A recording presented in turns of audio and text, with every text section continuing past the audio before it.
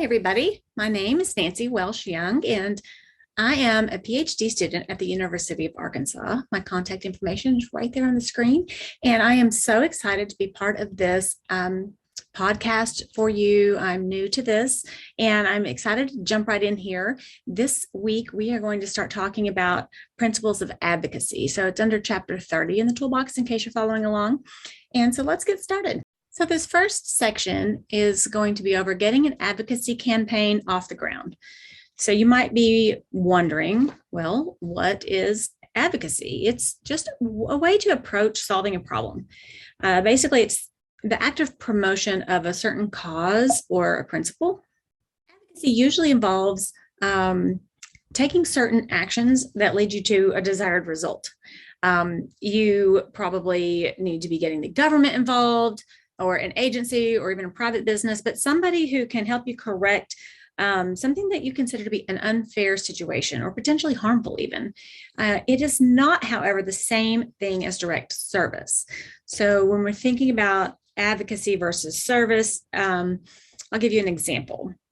If you spend your Saturdays sorting goods at a local recycling center, that's a really good thing that you're doing and you're helping other people, but that's not advocacy. That is a service that you're providing. Advocacy would be more like if you were banding together with others in order to get the city to preserve the recycling center because they're about to close it down. That would be advocacy efforts. Another example is if you are building houses for Habitat for Humanity. That's a service. It's a great thing you're doing, but it's not advocacy. Advocacy would be if you were organizing others to put pressure on a certain developer, say, to designate a certain portion of the apartment complex that they're building to be designated as low-income units. That would be advocacy efforts. So basically, advocacy involves getting change to happen. And it's usually for a just cause. So you want to make sure that there's several different ingredients that need to be done for advocacy to be successful. For one thing, your cause, like I said, needs to be just and right. You need to have a good reason for why you're doing it that other people can get behind because there's power in numbers. So you have to have a lot of people banding together to put pressure on the big government, or we might call that the Goliath, to force them to buckle under the pressure of all these people who are banding together and trying to get this thing to change. You also need to have thoroughly researched the issue, especially your opposition, and then the climate of the community, how people feel about this topic, because the last thing you want to do is put all this effort into your advocacy and then find out that you were on the wrong side of the issue and nobody supported that. Then you want to be skilled in using the tools that are available to you, including the media. That can be a very powerful outlet, but it needs to be used correctly. So you've got to pick your strategy and your tactics very carefully. And the reason you want to do all this research, background research, and pick your strategies carefully is because you're sticking your neck way out there to make this change happen. You're making waves. And by doing so, you're putting yourself into the public light.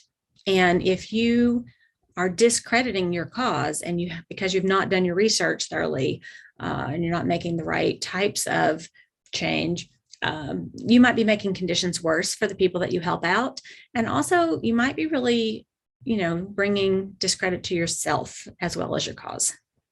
Advocacy can be very tricky. You want to make sure that when you are choosing what cause to advocate to have changed, you're only doing this when nothing else will work, when you've tried other things and nothing else is working to create the change you want to see.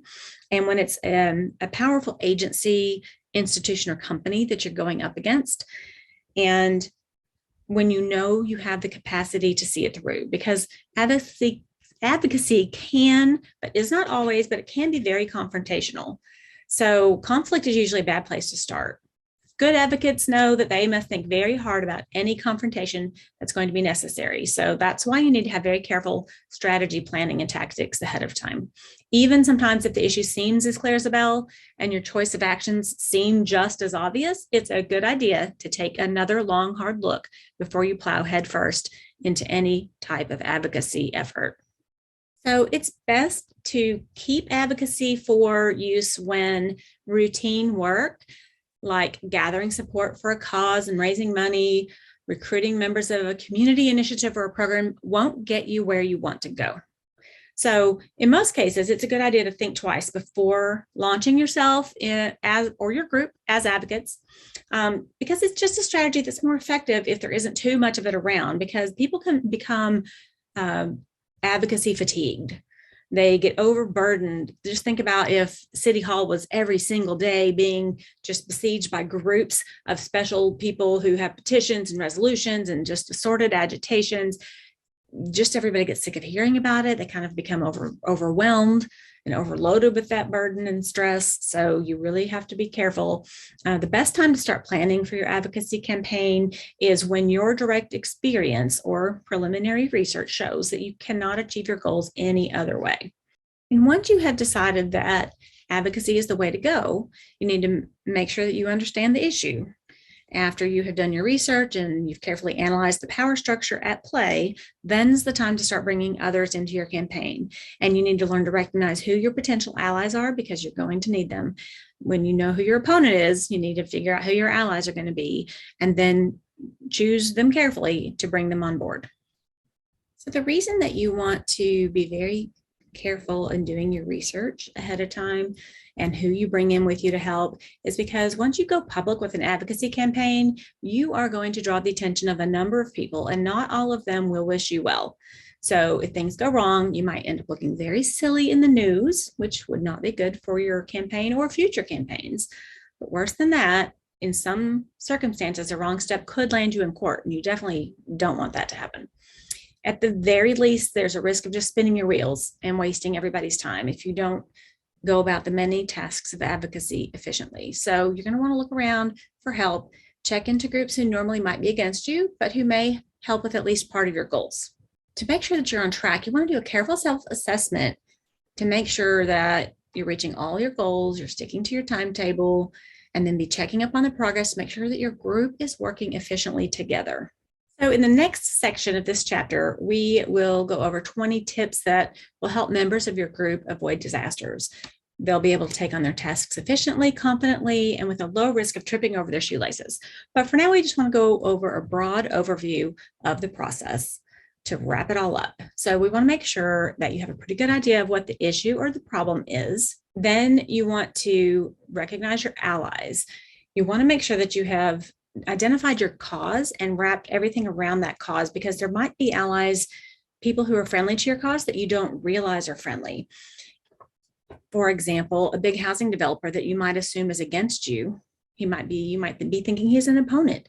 He might really end up being on your side about building low-income housing when he realizes that having homeless people on the streets might affect his ability to attract rich clients to his more affluent housing projects. So people who you think could be an adversary might actually end up being an ally. So make sure that you're identifying around your cause and building from there to bring people in. You do also, though, need to be able to identify who your opponents are and recognize that Goliath, even several big and potentially mean kids on the block. Why are they putting up resistance? And then what can you do about it? So you have to work with your allies to answer those questions. There's not much point knowing the names of your opponents unless you also know why they're opposing you. Sometimes this might not be for the most obvious reasons, so you just need to know what's going on and get to the bottom of it.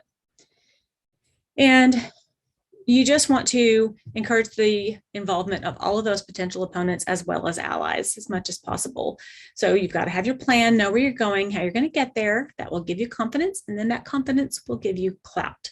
Armed with that, you may be able to approach certain groups or individuals whom you thought were opposed to you. Maybe they still are, but you may find that you can help them in unexpected quarters.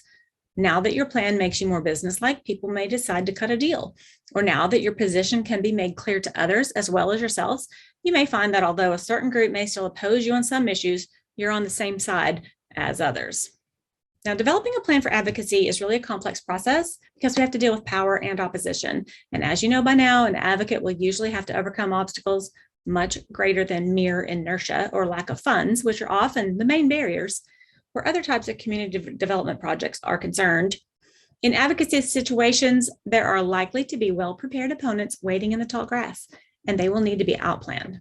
Advocacy is exciting work, you get the pleasure of fighting the good fight and sometimes the thrill of victory. In order to have that, though, you need to get through all the day-to-day details and specifics.